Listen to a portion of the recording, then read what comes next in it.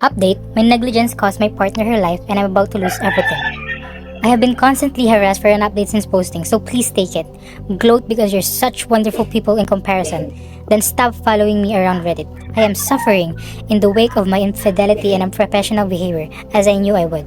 I understand that it is an appropriate outcome and I am taking full accountability.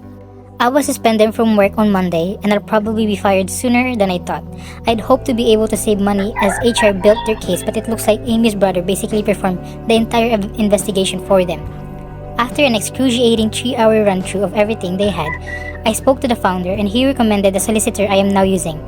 The issue is that the company has to come down hard to protect themselves because even though Amy's family doesn't even have much chance of a claim, any suggestions of a cover-up could cause damage regardless. And some more information has come to light, so it is not certain I won't be prosecuted, but I am quietly hopeful. I can't afford to keep the solicitor if this goes much further, especially when a divorce on the horizon. Things are not good with my wife. I am still committed to making this as easy as possible for her, but I had to draw a line when it came to my daughter. When I got home from being unceremoniously escorted out of my office, she already had a bag packed for me and she wouldn't let me wait at the house until my daughter was back. She wouldn't let me check I had everything I needed.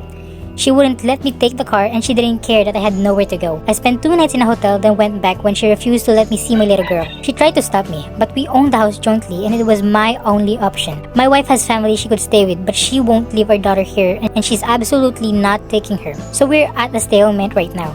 I am keeping out of her way as best I can, which I appreciate is the least I can do. The Amy situation is quite difficult to talk about and a lot hasn't sunk in yet. It turns out that she didn't love me as much as I loved her, if at all. Her brother sent me images of her talking to her friends about me, and it's hard to believe they came from the person I love, but they are real. Sorry to those who were heavily invested in me being a predatory abuser, but she and her friends had a good laugh about her manipulating me for money and a promotion. The role came with a big pay rise, and it looks like her plan was to treat it as free cash, then go work with one of her friends when it fell through.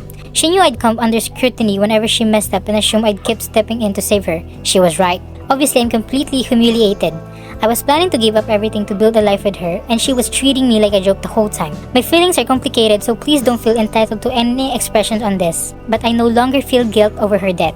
Reddit acted like I kept her hostage while she begged for help.